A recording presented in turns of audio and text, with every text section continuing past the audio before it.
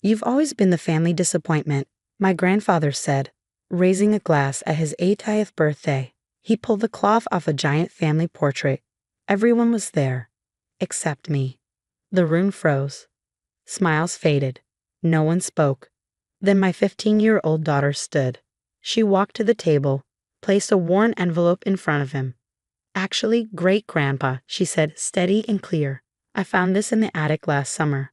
And I think it's time everyone knew who really betrayed this family.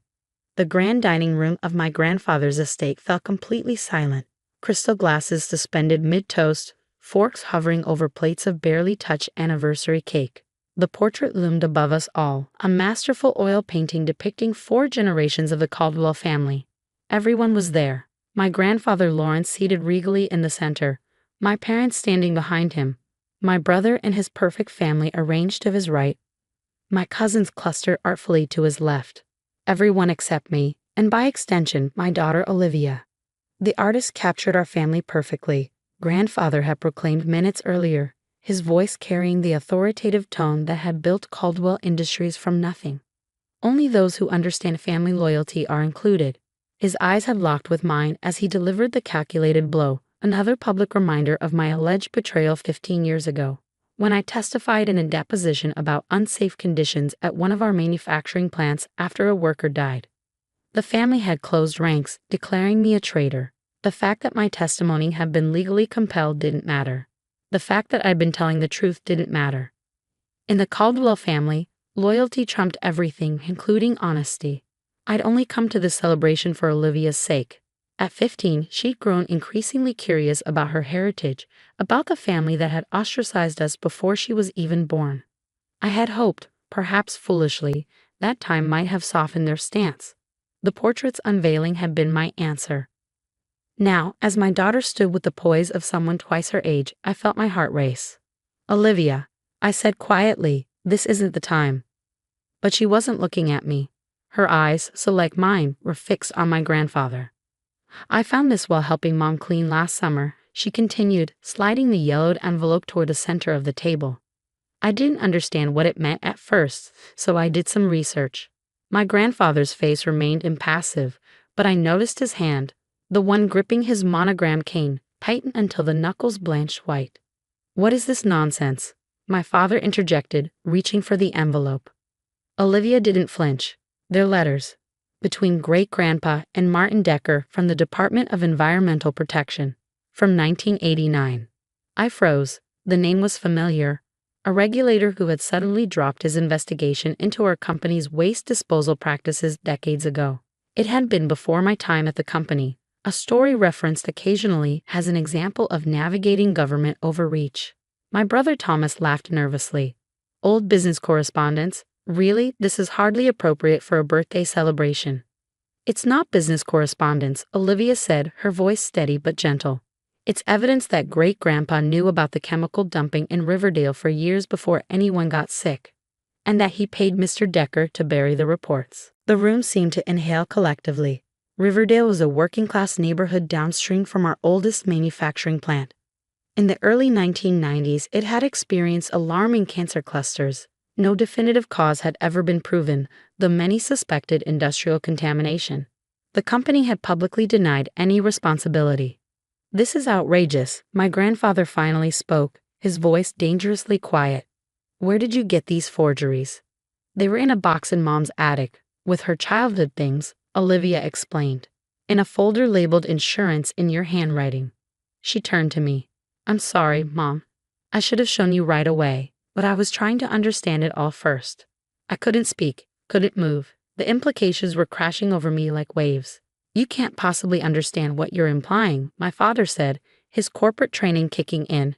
"Never admit fault, always control the narrative." "I understand perfectly," Olivia replied. "Great-grandpa knew the plant was poisoning people. He paid someone to cover it up. And 15 years ago, when Mom testified about unsafe conditions at another plant, she wasn't betraying the family. She was the only one being true to it." My cousin Rachel, always the peacemaker, attempted to salvage the situation. "Perhaps we should discuss this privately after the celebration." "No," I found my voice at last. "No more private discussions. No more secrets. I looked around the table at the family that had exiled me. For 15 years, I've lived with being called a traitor. I've watched my daughter grow up without knowing her family because I chose to tell the truth when a man died unnecessarily at our Westbrook plant. I stood my chair scraping against the polished hardwood floor. I was subpoenaed. I was under oath. I told the truth about safety violations that everyone in management knew about but ignored because fixing them would have delayed the quarter's production targets. You could have found a way around it, Thomas muttered. We always do. That's exactly the problem, I said, suddenly feeling a strange calm. We always do. We always find ways around responsibility, around consequences, around the truth. I couldn't do it anymore, not with James Rodriguez's death on my conscience. He had 3 children, did you know that? His youngest was 4. The family portrait seemed to loom larger now, its calculated omission no longer a source of pain but a badge of honor.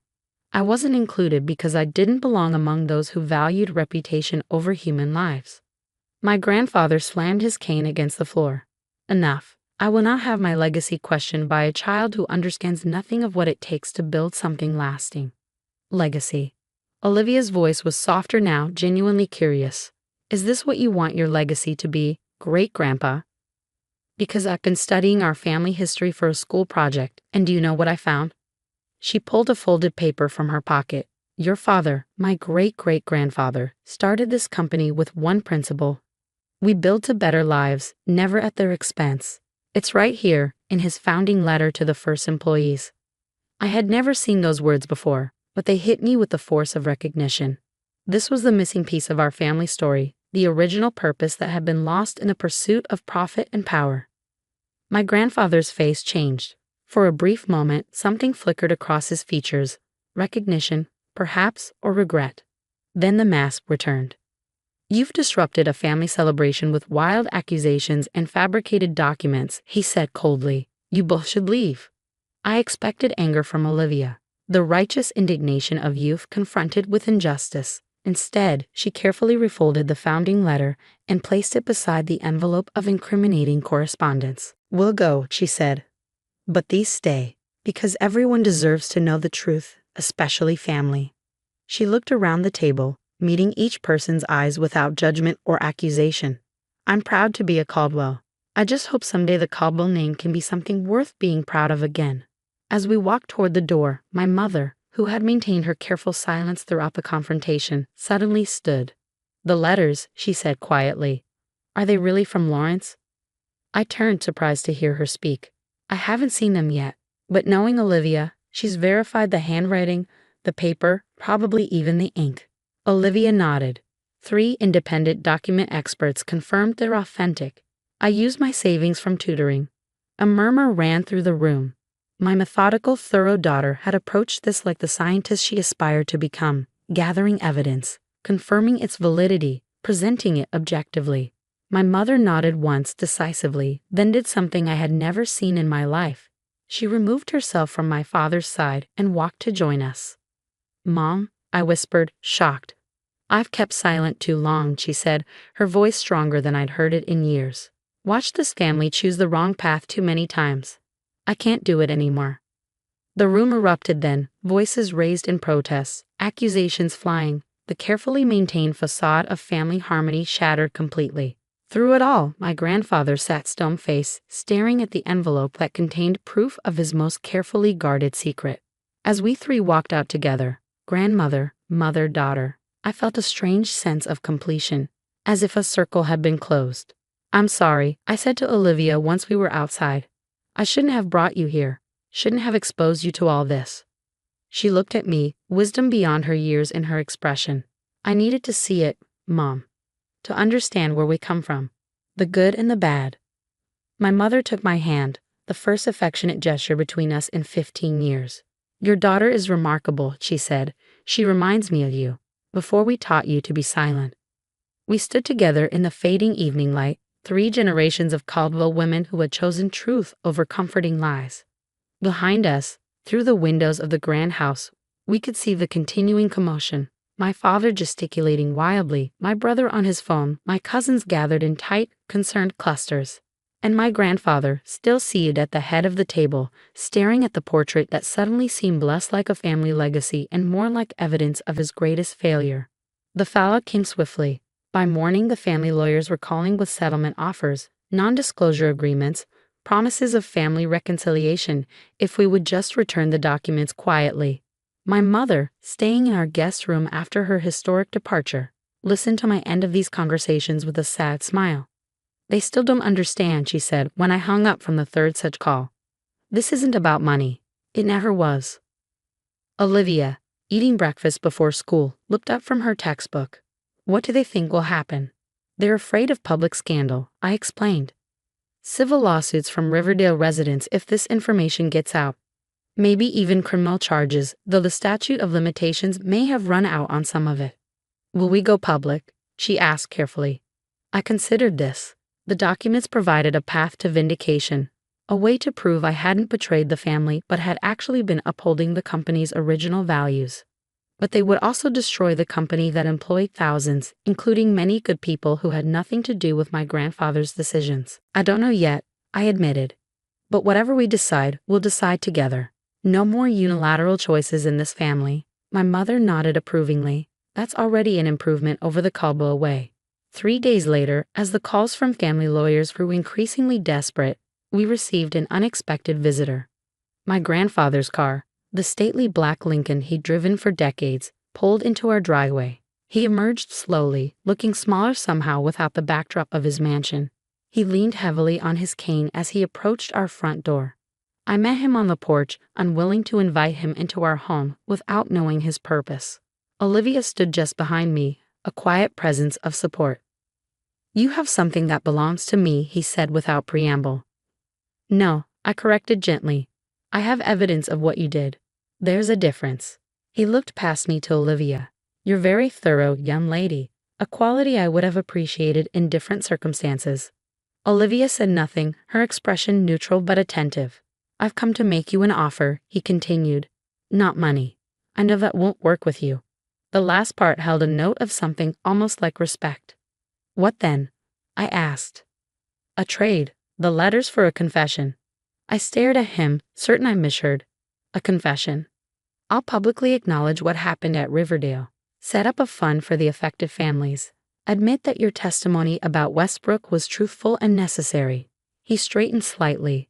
"In return, the letters stay private, a family matter, dealt with by family." I studied his face, looking for the manipulation, the hidden agenda. "Why now? After 15 years of painting me as a traitor?" "Because," he said with unexpected candor, "I recognized something in your daughter that reminded me of my father, the company founder. A certain moral clarity I lost somewhere along the way." He shifted, uncomfortable with this level of honesty. "And because your mother walked out. In 60 years of marriage, she's never defied me. It made me consider that perhaps I've been wrong about more than I realized." It wasn't an apology, not really, but from a man like Lawrence Caldwell, it was an extraordinary concession. "I need to think about it," I said, "and discuss it with my family." He nodded once, the gesture both acknowledgement and dismissal. Ever the patriarch, even in retreat. As he turned to leave, Olivia spoke for the first time. "Great-grandpa," she called. He paused, not turning fully. "The family portrait. Will you add us to it?" A complicated emotion crossed his face. "Would you want to be included, knowing what you now know about me? About us?" Olivia considered this with the thoughtful deliberation that characterized everything she did. "I think," she said finally, "that portraits should tell the truth. The whole truth. That would mean including everyone, even the parts of our family story we're not proud of." He stood very still for a moment, absorbing her words. Then, with a barely perceptible nod, he continued to his car. Later that evening, I sat with my mother and daughter at our kitchen table, the same one where I'd helped Olivia with homework, celebrated birthdays, weathered the storms of single parenthood. It was scared and imperfect, nothing like the immaculate dining table at the Caldwell estate, but it had held our small family securely through the years of exile. "What do you think we should do?" I asked them both. My mother, who had spent a lifetime accommodating my grandfather's demands, spoke first. "I think the Riverdale families deserve to know the truth, but it doesn't have to destroy everything. Lawrence's offer is unexpected. and meaningful. Olivia nodded. I didn't do this for revenge. I just couldn't stand seeing you treated like you'd done something wrong when you were the only one brave enough to do what was right.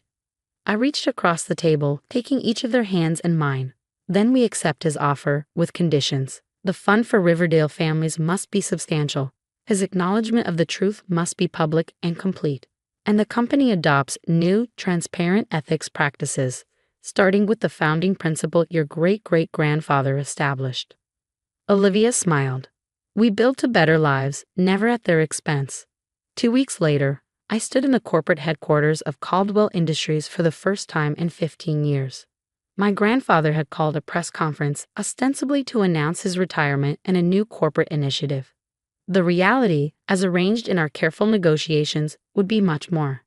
He spoke for nearly 30 minutes, acknowledging the Riverdale contamination, the subsequent cover-up, the systemic practices that had prioritized profit over safety. He announced the creation of a $50 million fund for affected families.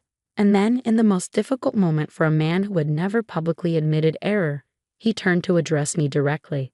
15 years ago, my granddaughter tried to change our course. She chose truth over family loyalty, as I defined it then. For that, she was ostracized, her character maligned, her place in our family denied. He paused, visibly struggling. I was wrong. She was right. And today marks the beginning of our attempt to make amends, not just to the communities we've harmed, but to our own family. Cameras flashed as he gestured for me to join him at the podium. As I moved forward, I caught sight of Olivia in the audience, sitting between my mother and, surprisingly, my father. 4 generations of Caldwells gathered not in a fictitious portrait, but in the messy, complicated reality of a family attempting reconciliation. There is one more announcement, my grandfather said once I stood beside him. Effective immediately, Elena Caldwell will join our board of directors, heading a new ethics and compliance committee with full investigative authority and direct reporting to regulatory agencies. Murmurs ran through the assembled press corps. This was more than we had negotiated. This was real power to effect change. Why me? I asked him quietly as applause filled the room. The corner of his mouth twitched, the closest thing to a smile I'd seen from him in decades. Because you're the only one I trust to do it properly. You're the only one who was willing to lose everything for the truth. 6 months later, a new portrait was unveiled in the Caldwell Industries lobby. Not an oil painting this time, but a large photograph. It showed not just the direct line of succession, but every branch of the family, including me and Olivia front and center. Below it, engraved in bronze, were the words of the company founder. We built to better lives, never at their expense. Olivia stood before it, studying the image critically as was her habit. It's still not the whole truth, she observed. Pictures never can be. No, I agreed. The whole truth is too complicated for a single image. That's why we need stories, and memory, and people brave enough to speak up when the official portrait leaves something important out. She slipped her hand into mine, a gesture becoming rarer as she grew into her independent teenage self. I didn't do it to be a hero, you know. I just couldn't stand watching you be erased anymore. I know, I said, but that's often how the most important changes happen. Not through grand gestures, but through small acts of courage when someone finally says, no, this isn't right. The truth matters more than comfort. She considered this, then nodded toward the founder's words. Do you think we'll live up to that? Really? I don't know, I admitted. But for the first time in a very long time, I think we're actually trying.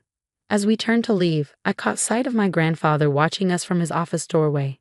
He didn't smile or wave. Some changes come slowly, if at all. But he nodded once, an acknowledgement not of surrender but of respect. The family portrait hadn't been destroyed after all. It had simply been redrawn to include all of us, our triumphs and our failures, our courage and our cowardice. The full, complicated truth of who we were and who we might yet become.